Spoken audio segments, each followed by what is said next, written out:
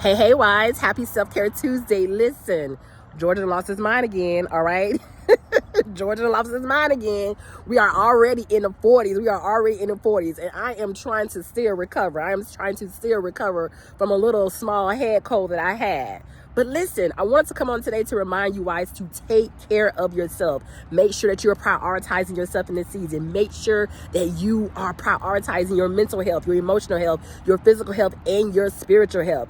We are in a season where this is so vital. We are in a season where this is so vital. I wanted to address and answer a question from a young lady who sent me a message through my inbox. And one of the words that has come up is about bondage, and about wives who are going through a season of marital separation, but still are feeling like they are in bondage to their marriage. They feel like they are in bondage to their marriage. And one of the things I just want to highlight and emphasize as an entrepreneur. As an entrepreneur, I am a service provider, which means I provide a service for the clients that I work with.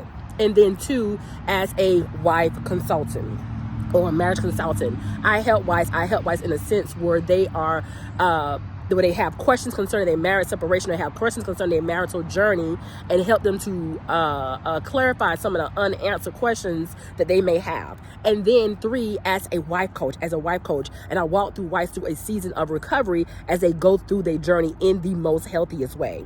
If a wife feels like she's in bondage, then there is something that she is not doing correctly on her journey. If a wife feels like she is in bondage to the situation, then there needs to be some type of clarity. There needs to be some type of clarity when it comes down to what you are doing on your journey. There is some step that you may be missing. There's something that's missing. There may be some kind of misunderstanding. You need to get clarity. You need to get clarity on this journey. All right. You need to get clarity on this journey.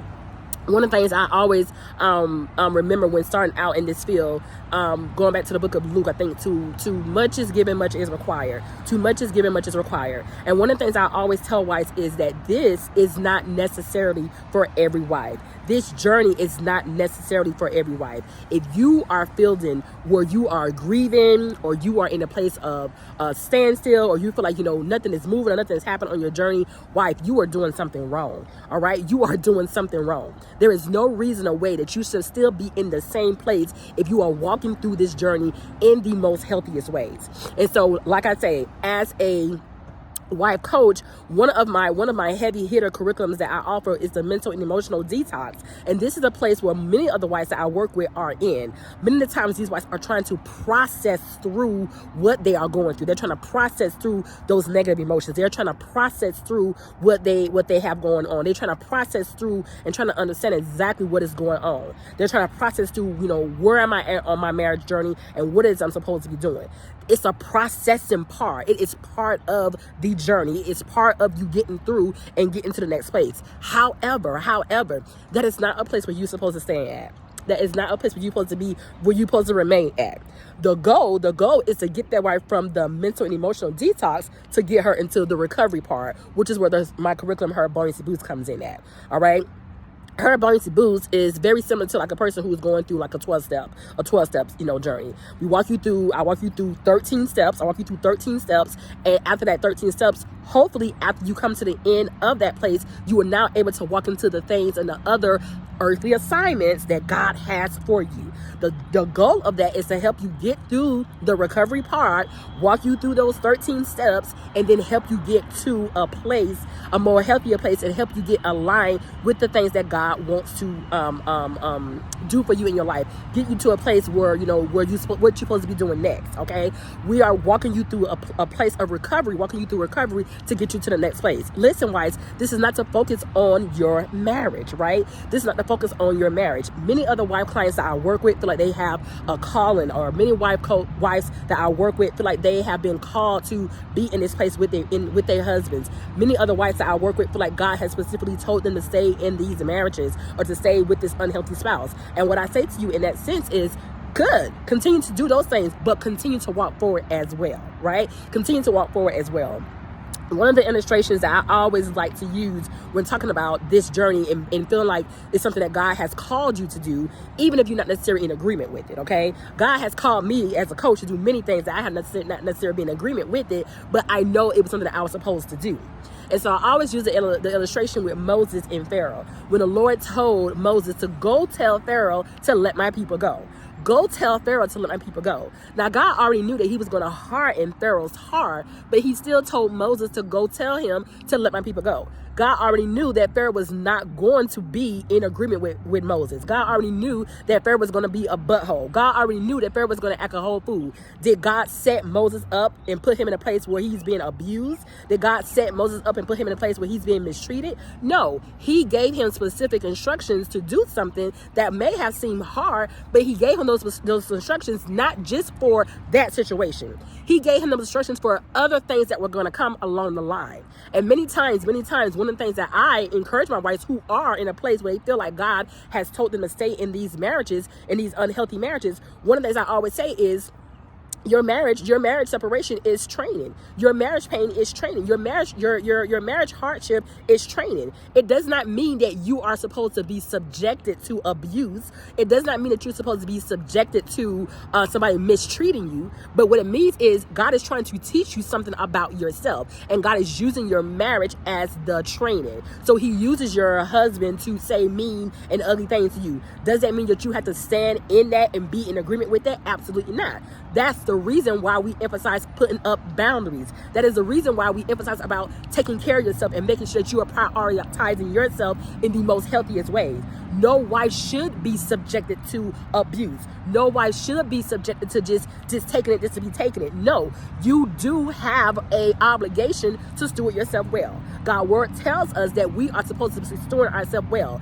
Even if a person is coming to us all sideways and all kind of crooked, you still have an obligation to steward yourself well. You do not let nobody just walk all over you. You do not let nobody just come in and just have their way with you. You have to put up boundaries for yourself. You have to safeguard yourself. You have to know what your limitations is. You have to know what your triggers are. You have to know what you can and cannot handle. You have to know what you can do.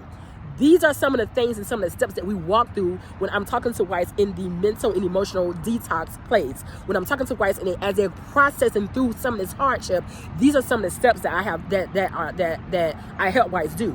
As a medical profession who I've been in the medical field for over 20 years, and one of the things I have seen to work is regimens and consistency.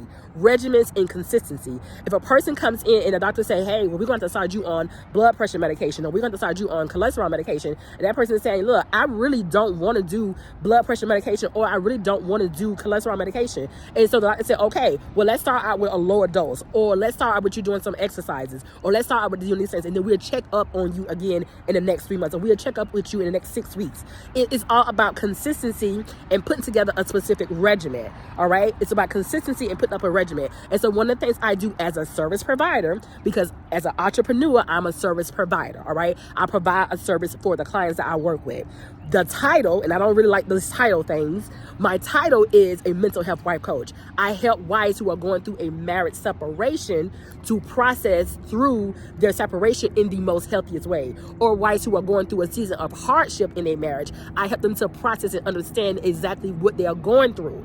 Once they get through that part of their journey, the next step to that is to take them through recovery. All right, it's to take them through recovery, and that's where the curriculum Her Bondage Boost comes in. So I always tell wives, listen, that's 3 ways that you can work with Coach T. All right, there's 3 ways that you can work with Coach T. You can sign up for your consultation. You can sign up with your consultation. The consultation is simply helping you to understand and getting some questions asked that you may have about your journey, trying to get you get you clarity about what you got going on in your marriage hardship, what you're dealing with in your marriage. The second thing is the mental and emotional detox, and this is helping wives to deal with those negative emotions. This is helping wives to get to a healthier place where they are now able to stand up and say, okay, I'm ready to move on and do what's next. All right, and then the third way is through my curriculum, Her Buoyancy Boost. All right, Her Buoyancy Boost is recovery. A lot of times you hear me talk about self-care. Make sure that you're prioritizing yourself. Happy self-care day.